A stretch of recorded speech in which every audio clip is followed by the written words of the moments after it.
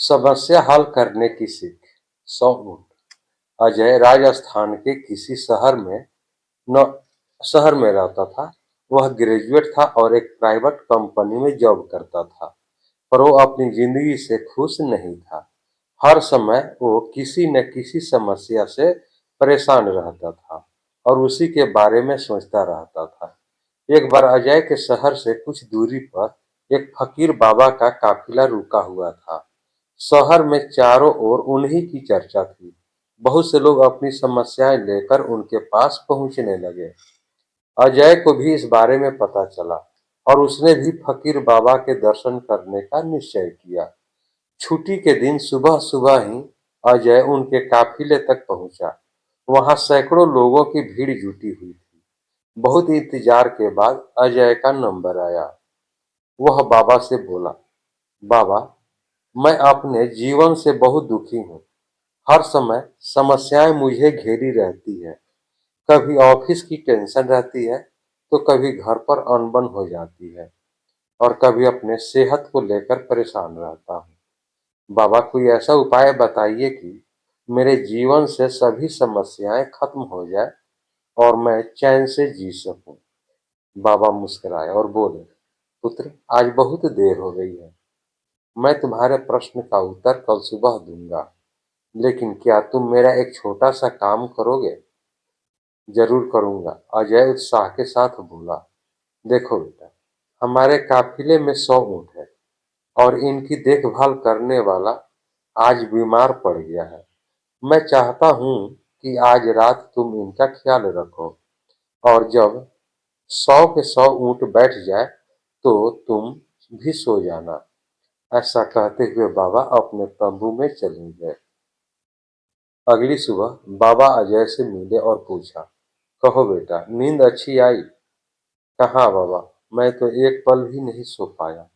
मैंने बहुत कोशिश की, पर मैं सभी ऊँटों को नहीं बैठा पाया। कोई न कोई ऊँट खड़ा हो ही जाता। अजय दुखी होते हुए बोला, मैं जानता था यही होगा। आज तक कभी ऐसा नहीं हुआ कि ये सारे ऊँट एक साथ बैठ जाए। बाबा बोले। अजय नाराजगी के स्वर में बोला, तो फिर आपने मुझे ऐसा करने को क्यों कहा? बाबा बोले, बेटा, कल रात तुमने क्या अनुभव किया? यही ना कि चाहे कितनी भी कोशिश कर लो, सारे ऊँट एक साथ नहीं बैठ सकते। तुम एक को बैठाओगे तो कहीं और कोई दूसरा खड़ा हो जाएगा। इसी तरह तुम एक समस्या का समाधान करोगे तो किसी कारणवश दूसरी खड़ी हो जाएगी। पुत्र, जब तक जीवन है, ये समस्याएं तो बनी ही रहती है, कभी कम तो कभी ज्यादा।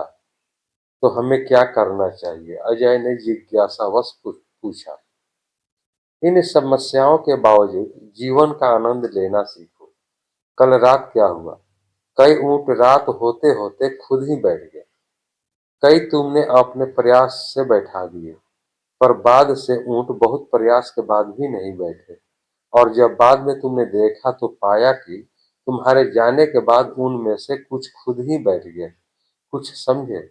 समस्याएं भी ऐसी ही होती है। कुछ तो अपने आप ही खत्म हो जाती है, कुछ को तुम अपने प्रयास से हल कर लेते हो और कुछ तुम्हारे बहुत कोशिश करने पर भी हल नहीं होती। ऐसी समस्याओं को समय पर छोड़ दो। उचित समय पर वे खुद ही खत्म हो जाती है। और जैसा कि मैंने कहा, जीवन है तो कुछ समस्याएं रहेंगी ही, पर इसका यह मतलब नहीं कि तुम दिन रात उन्हीं के बारे में सोचते रहो। ऐसा होता तो ऊँटों की देखभाल करने वाला कभी सो नहीं पाता। समस्याओं को एक तरफ रखो और जीवन का आनंद लो। चैन की नींद सो, जब उनका समय आएगा वो खुद ही हल हो जाएंगे। पुत्र, ईश्वर के दिए हुए आशीर्वाद के लिए उसे धन्यवाद करना सीखो, पीड़ाएं खुद ही कम हो जाएंगी। फकीर बाबा ने अपनी बात